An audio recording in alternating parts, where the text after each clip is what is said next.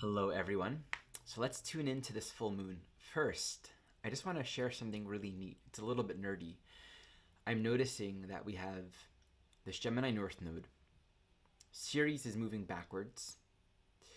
We have all of these planets in Scorpio that will soon cross the South node. And just watch what happens if I progress this chart week by week. 1 week, 2 weeks, 3 weeks, 4 weeks. See what's happening here?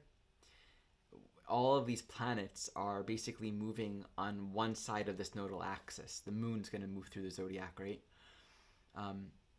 So for the next several months, interestingly, all of the planetary activity except for the moon will actually be taking place on one side of the nodal axis. It's just kind of a cool thing to note. Back to the full moon.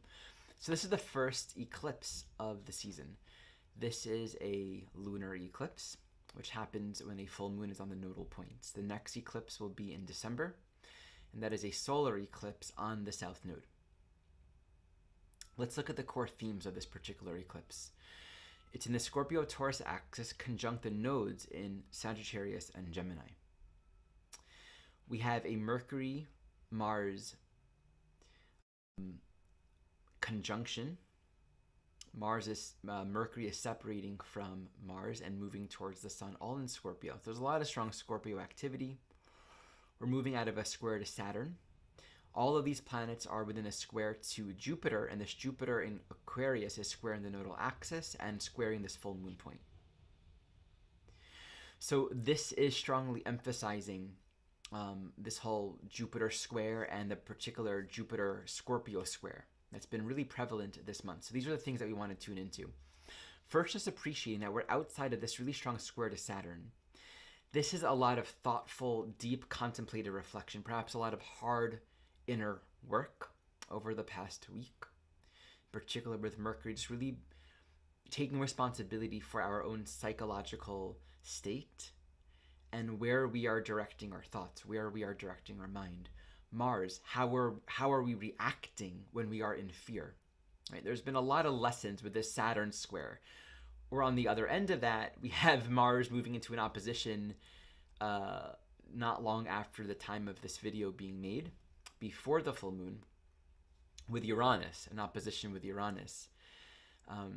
So this full moon is going to be at the heels of that really strong opposition. I'll speak to that in a moment. But we see that Mars and Mercury are moving to this square with Jupiter, which is tightly aligned with this full moon. And that's where we want to give most of our attention right here. Check out my Jupiter square in the nodes video where I speak to some of these themes.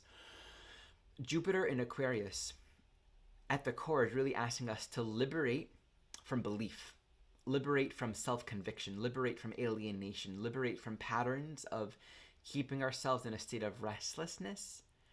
One of the issues with Jupiter and Aquarius is sectarian thinking, where we say, oh, you're different, or I don't belong, or I can't understand you, or you can't understand me. And we can think of all the ways in which we might want to apply that in our lives and how we use that as a way to stay separate. We use that as a way to kind of create a bubble around our ideology, our perspective. This can be politically, socially, or, how we are personally making choices. It can keep us in alienation from loved ones. When we're looking at the square to the Scorpio axis, a thing to be really mindful of during this time, and in particular during this full moon, is where we can interpret intuitive senses, right? Hunches, intuiting something, having a vision for the future, sensing, oh, there's something unfolding here. And where that intuitive sense is usurped by a conclusion, and that conclusion is actually motivated by unconscious shadow content that we're not present to. So it's very easy for our perceptions and our interpretation of our intuitive senses to be overtaken by psychological content that we're not present to, and it can seem very real. This is where negative perceptions of reality can seem very absolute, very real.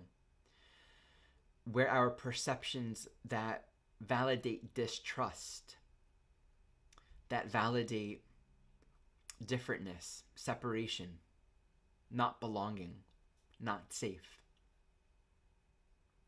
The dynamics of paranoia and distrust can be really strong. And we have to remember that reality reflects our perceptions. What we perceive is not a statement of what's true. It's a statement of our own mind. And so there's a calling here to always get really curious about our own perceptions and perceptions that accompany a sense of dread or fear or terror about the future, that keep us in alienation and distrust. There's a way of thinking of our lives right now that is grounded in a somewhat of an optimistic perspective that regards the opportunity and the potential for greater vision, greater insight, greater clarity here now. It's something I've been working a lot with. It's not always easy, but I think it's really important. Just the acknowledgement of the stuck places, right? Acknowledging the places of hurt, distrust, jadedness, confusion, alienation, finding those places within us and just saying, okay, I see you there. I don't have an answer for it, as opposed to, right, instead of meeting it and creating a whole religion out of it. Right? We're always going to turn towards the teachers and the guides and the sources of insight that will validate whatever world we're wanting to see. That's why when we have a question, there are various levels of insight that can answer that question. If we're seeking guidance, we can find ourselves turning towards all kinds of people and sources of insight to give us guidance. And we will be satisfied at the level that we're seeking satisfaction. Many people give guidance and support in a way that actually encourages victimization, that says, yes, you're right in your perception of reality. And to be humble about this, this is often helpful. Every answer, every level of perception has its place. But we want to appreciate it's just a particular level or state of perception. And we're going to gravitate towards the ones that we believe are useful for us at that time. Maybe they are useful, or maybe there's a calling to actually ask ourselves, is it working? The test for if a perception of reality is working is, does it produce a sense of peace? And maybe there's a certain level of peace that works for us. Right? It's sort of a climbing a mountain and finding a little plateau that works, and maybe we'll hang out there for a while. Ultimately, we are called to keep on going, and that's our choice. So we can seek answers and guidance for our questions, for the places that we feel stuck, in a way that points us towards separation. And we have to be really mindful if we're really wanting to look at ourselves. I find it's very important to just almost carry a vigilance, a deep reflectiveness on the usefulness of anything that we're choosing to believe about our lives. And it really comes back down to, what is it I'm really looking for? If we're really wanting, let's say, to evolve, to grow, to find a more unshakable state of peace, then we're going to be looking for wisdom and insight from the sources that resonate with our deeper desires. Something for me on my own journey, I've been finding growing care and discernment around the sources of insight and guidance and wisdom that I open myself up to. I always find it important to be opening to receive. You know, Jupiter says there are always people that have levels of insight and realization that you haven't yet achieved. And likewise, you're always going to be able to offer levels of insight and realization for others. So Jupiter is an ongoing teacher-student dynamic. And I just feel it's so important. You know, the growth of the student is in their relationship to the teacher and actually accessing and referencing their own discernment. That's why Jupiter, which rules Sag squares the Virgo-Pisces axis. We need to be discerning about our answers. not allow ourselves to be naive or indiscriminate about what we choose to believe or what we choose to adopt.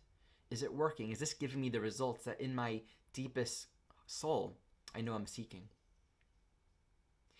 And crossing that threshold, reaching towards that threshold rather, of deeper insight that takes us more into our power, that takes us more into who we essentially are, a state of being that is more unshakable, that's more solid, that's freer from drama, that's freer from the need to perceive a world of distrust and alienation and separation, because it's actually taking it all inside and saying, this is where I can claim deeper self-knowledge. This is who I am. This is where I am called to step into what I am. Reaching for that threshold might be uncomfortable because we haven't stabilized there yet. So this new moon can really bring up, in this time, these next few days, really bring up a lot of psychological content. And even after this full moon, we're in this window, from this full moon to the next one, a lot of psychological content. And the invitation is to strive toward a greater ground and stabilization on a higher level of insight that we can apply and practice in our lives. I feel this is a very profound time in that regard. And Jupiter rules the South Node. We also see Vesta is pretty much on the South Node. Let's go a day forward. Yeah. Vesta crosses the South Node within hours of this full moon. So Vesta is our spiritual commitment. In fact, the last time I gave a video on Vesta, I spoke about Vesta squaring the nodes when Vesta was in Virgo. So now Vesta has moved almost a whole quarter square and is reaching the South Node.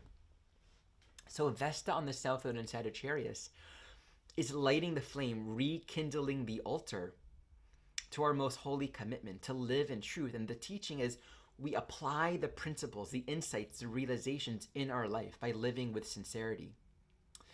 There's a teaching in A Course in Miracles that we're always teaching. The teaching isn't about the things that we're teaching with our words, it's how we're living. Our life, our behavior, our actions, our choices demonstrates our convictions. It doesn't matter what we're saying, what we're doing, how we're living is actually the demonstration of it. So this is an opportunity to come back to our commitment. What's the truth that we're aiming for, Sag? Who do we want to become? What does it look like to commit to that now? If we think about Vesta on the South Node, it's completing a whole cycle. Right? So it's bringing up where we have the opportunity to recommit to our own nature, to what it's like to live in alignment, to live in greater sincerity. What's interesting is this is happening just before the first night of Hanukkah. So is that true? It's about a week or so, maybe 8 days before the first night of Hanukkah. Yeah. Something like that. So Vesta moving through Sagittarius, Hanukkah story is all about lighting the menorah in the Beis Hamikdash, in the temple, after it was desecrated. This can really bring a renewal, a quality of I'm starting over again, recommitting. And that's, to me, that's the spiritual journey is just that. It's just starting over again. It's one big starting over again, which means one big forgiveness, one big, okay, what's the lesson? How can I come back and realign, recommit, reorient? So I'm very excited to see this, the unfolding and the growth that occurs with this Vesta. And of course, this Vesta will also be close to the South Node during the upcoming new moon eclipse. So we can talk a little bit more about that Vesta then. At that point, it'll be in a new phase with the South Node. All right, so here are just some short insights on the upcoming full moon eclipse. Let's see, we got a couple announcements. I recently made a video retrograde class as a part of my retrograde class series. And this class is available for single purchase. So you can check out my website, check out the link below. It was a very informative class. We went very deeply into the meaning of the Venus retrograde archetype, looked into the basic astronomy and the dynamics of the 5-pointed pentagram, and we spoke a little bit about the current retrograde cycle. I will be speaking more about this upcoming cycle in these videos as well. and I'm going to be announcing the 2022 Heart and Soul Centered Astrology training program very soon. So be sure to get on my mailing list if you want to receive word of that. Link to that in the comments below. Thank you all so much.